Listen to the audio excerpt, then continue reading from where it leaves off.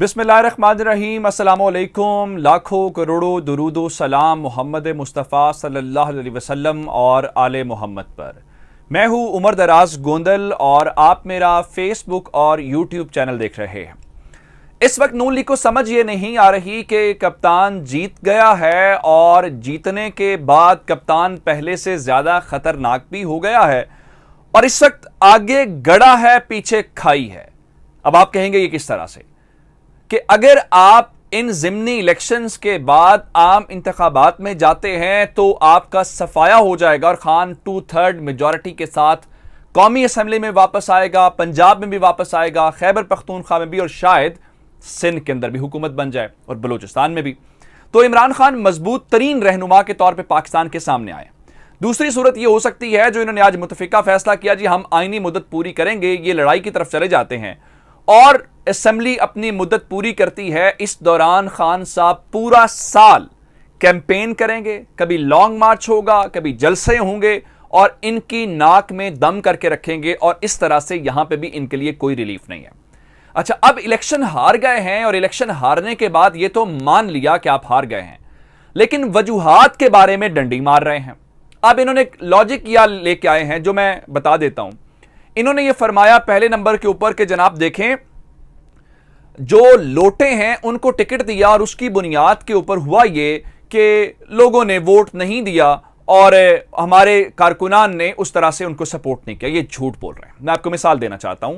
लाहौर के अंदर पीपी 168 असद खोखर जीते हैं। असद खोखर भी बिल्कुल तहरीक इंसाफ से मुनहरिफ रुकन थे, उनको इन्होंने टिकट दिया, वो जीत गए। अब आप कहेंगे क्या वो नून लीग के टिकट की वजह से जीते? बिल्कुल भी नहीं, उनका शख्सी वोट था, जाती वोट था, वो जीत गए। चलें, एक और बात है, ये कहते हैं जी अगर हम अपने उम्मीदवार उतारते, इन लोटों को ना उतारते तो सूरत हाल थोड़ी सी मुख्तलिफ होती।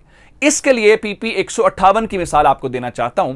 पीपी 158 चूंकि मैंने ग्राउंड से उस दिन कवर किया, यहां पे राना एहसन शराफत साहब जो थे वो नून लीग के अपने उम्मीदवार थे, वो लोटे नहीं है, वो तहरीक इंसाफ से नहीं आए।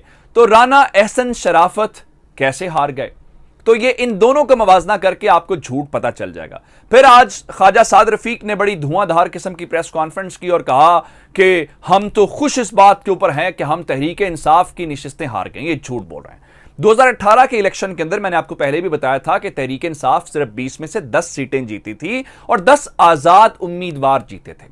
अब तहरीक इंसाफ ने जो 2018 के अंदर 10 सीटें जीती थी, उसमें से 8 सीटें जीतने में तहरीक इंसाफ कामयाब अपनी हुई है, यानी 8 सीटें उन्होंने रिटेन किया। अब 10 सीटें तहरीक इंसाफ ने हार गई थी, जहां पे आजाद उम्मीदवार थे, यानी वहां नून लीग भी हार गई थी, तहरीक इंसाफ भी हार गई थी। लेकिन इस बार नून लीग फिर वहां से हार गई है, तहरीक इंसाफ वहां पे 7 सीटों पर जीत गई है और तहरीक इंसाफ का वोट हर जगह पे बढ़ा। अब यह सिनेरियो आपके सामने है, अगर आप इसको समझेंगे तो आपको समझ आएगी कि नून लीग को बुनियादी तौर पे समझ ये नहीं आ रही कि आप क्या बताएं कि आप हार क्यों गए हैं, आपको अवाम ने मुस्तरद क्यों किया। क्योंकि आप पहले बताते थे हमें एस्टैब्लिशमेंट ने निकाल दिया, हमारे खिलाफ ये हो गया, हमारे खिलाफ वो हो गया। इस बार पहली बार आपको अवामी हिमायत से ठुड्डा पड़ा है। अब उसके बाद इन्होंने जर्नैलों और जजेस के ऊपर गुस्सा निकालना शुरू कर दिया। आज ख्वाजा साद रफीक की प्रेस कॉन्फ्रेंस, कल जावेद लतीफ की लाहौर प्रेस क्लब कॉन्फ्रेंस, उनका सिर्फ एक ही मुद्दा है। मैं आपको बताना चाहता हूं, ख्वाजा साद रफीक ने आज अदलिया के ऊपर बराह रास्त हमला किया और कहा कि आप हमारे काम में मुदाखलत करेंगे, हम रद्द अमल देंगे, हम खामोश नहीं बैठेंगे, इस किस्म की बातें। ख्वाजा साहब, आप कहते थे कि आप लोहे का चना हैं, चबाने वालों के दांत टूट जाएंगे। फिर आपने उसी अदालत में खड़े होकर मुआफी मांगी, आपने कहा वो सियासी बयान था। तो मैं ख्वाजा साद रफीक की बड़ी इज्जत करता हूं, क्योंकि ग्रास रूट लेवल से उठा हुआ आदमी है, लेकिन ख्वाजा साहब अपने कद से बड़ी बातें ना करें।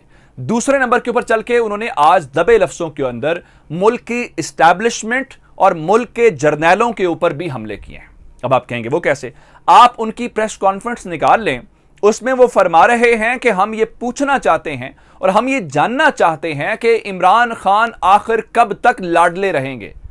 खुदा का खौफ करें, अगर इमरान खान लाडले होते तो इमरान खान की हुकूमत के खिलाफ आपकी तहरीक अदम एतमाद कामयाब ना होती और ये लोगों के ज़मीर अचानक से ना जाग जाते। अगर इमरान खान लाडले होते तो 25 मई को जो तहरीक इंसाफ के साथ हुआ है आप उसका 1% भी नहीं कर सकते थे अगर आपको कहीं से सपोर्ट हासिल ना होती। और ये सारी सूरत हाल को करके ये मामला है। अब आ जाते हैं अगली बात की तरफ।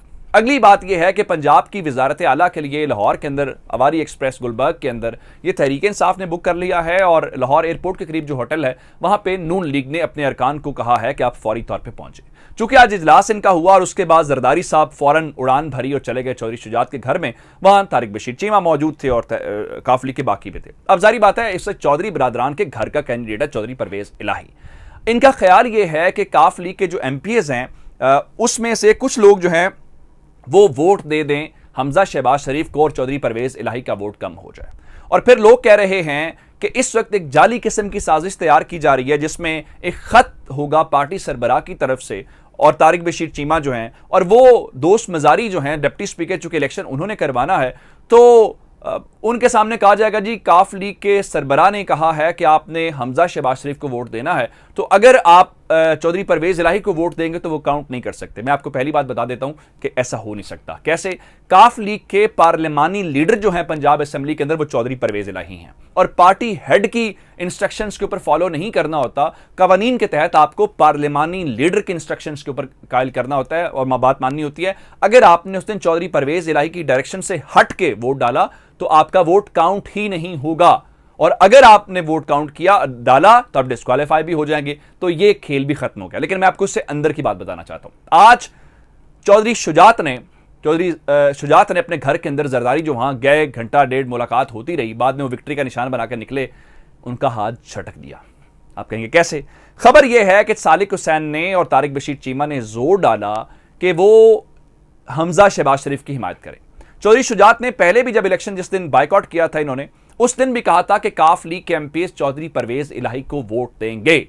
आज भी तारिक बशीर चीमा और सालिक हुसैन के दबाव को मुस्तरद करते हुए जरदारी के मुंह के ऊपर आपको ये जो मीडिया में खबरें चल रही हैं ये सारी झूठ हैं, ये आपको वर्गलाया जा रहा है। काफ लीग के तमाम MPs आज के मुताबिक, कल मुझे नहीं पता कल कोई तब्दीली ना हो जाए, इस मोमेंट तक चौधरी शुजात ने कहा है कि उनके कैंडिडेट चौधरी परवेज इलाही होंगे और चौधरी परवेज इलाही को ही वोट दिया जाएगा। ये जो सारे तमाशे हैं ना कि हम इधर से लोग टूट जाएंगे वो सब एक सिर्फ प्रोपेगेंडा। मैं आपको खबर देना चाहता हूं कि पंजाब के अंदर वो मुख्तलिफ रहनुमा जिसमें नून लीग के MNA शामिल हैं फवाद चौधरी के मुताबिक वो तहरीक इंसाफ से राब्ते कर रहे हैं। उससे हटके कुछ आज़ाद लोग और जो बासर हलकों के लोग हैं वो पाकिस्तान तहरीक इंसाफ के टिकट के लिए तगदो शुरू कर चुके हैं और माफी तलाफी के लिए राब्ते हो गए हैं कि हम हर सूरत तहरीक इंसाफ का टिकट चाहते हैं और हमें वापसी के लिए एक मौका दे दिया जाए। अब ये सारी सूरत हाल है और इस वक्त ये बातें यहां पे कर रहे हैं और आज नून लीग ने बाज़ाब्ता तौर पे नवाज शरीफ से वापसी का मुतालबा कर दिया है कि आप वापस आएं अदरवाइज हम यहां पे पंजाब के अंदर मारे जाएंगे। हमारे पास और कोई सोल्यूशन नहीं है। लेकिन अब देखना यह है कि जिस तरह इसहाक डार का इलाज मुकम्मल हो गया था, नवाज शरीफ साहब का इलाज मुकम्मल हो गया था, ये वापस आते हैं या अभी डॉक्टर्स इनका इलाज एक्सटेंड कर देते हैं। आज एक बड़ी घटिया किस्म की हरकत जो हुई इस्लामाबाद के अंदर हुई। वहां पे कुछ लोग एहतजाज कर रहे थे। एहतजाज हर किसी का हक है, मैं उन एहतजाज करने वालों की बात नहीं कर रहा। घटिया हरकत मैं इंतजामिया की और हुकूमत के हवाले से कह रहा हूं। अब वहां पे इस्लामाबाद पुलिस प्रोटेक्ट करती है या वो इलाका इस्लामाबाद पुलिस का। अब जो मुजाहिरीन थे उन्होंने वहां पे इमरान खान की जो बहन है अलीमा खान उनके घर के ऊपर हमला किया, उस घर में दाखिल हो गए, जिसके बाद मरियम औरंगजेब ने बाकायदा खबर को रीट्वीट किया, खबर अपने ट्विटर हैंडल के ऊपर लगाई और कहा इमरान खान का पढ़ाया हुआ सबक। अब इनसे पूछा जाना चाहिए कि घरों के अंदर अगर हुकूमत हमले करवा के शह देगी तो उस मुल्क के अंदर कौन महफूज रहेगा? और ये कितनी नालायक और नाअहल पुलिस है और ये हुकूमत है। ये वो 25 मई जारी बात है इमरान खान कह रहे हैं कि हम उनका एहतसाब करेंगे और अलीमा खान का सियासत से क्या ताल्लुक है? जो लोग सियासी नहीं, आपसे अगर सियासी आपको शिकस्त हुई है सियासत के मैदान में मुकाबला करें, इस किस्म के पंगे ना ले जो आपको भारी पड़ जाएं। और खान साहब लाहौर आ रहे हैं, जारी बात इनकी परेशानी ये है, इन सब की गलतफहमी दूर हो जाएगी। और ये जो लोग कह रहे हैं कि पंजाब की वजारत आला कहीं नहीं जा रही, ये सब सिर्फ और सिर्फ मीडिया हाइप क्रिएट करने के लिए। ये सारे वो लोग हैं जो आपको कह रहे थे पंजाब की सीटें भी केपे नहीं जा रही। लोगों के सामने इमरान खान हर गुजरते दिन के साथ इनके ऊपर भारी पड़ता जाएगा और जितना ये डिले कर रहे हैं ये उतनी अपनी सियासी मौत का सामान कर रहे हैं। और जिस हवाले से पाकिस्तान पीपल, आज तो आसमा शराजी जैसे लोगों ने लिख दिया कि नून लीग का वैसे ही पंजाब से सफाया हुआ है जैसे कभी पीपल्स पार्टी का सफाया हुआ था, और अवामी वोट से सफाया हुआ है, किसी साजिश से नहीं हुआ, किसी की बैसाखियों के साथ नहीं हुआ, किसी की मदद के साथ नहीं हुआ। और ये सिर्फ और सिर्फ प्योरली अवाम का फैसला है। और जब अवाम फैसला करती है तो आपके सारे हथकंडे नाकाम हो गए, पेट्रोल, मीडिया, सब कुछ। इमरान खान ने हर किसी को शिकस्त देके अकेले ने इस पूरे सिस्टम के अंदर अपनी जीत को यकीनी बनाया। अपना बहुत सारा ख्याल रखिएगा। खुदा हाफिज।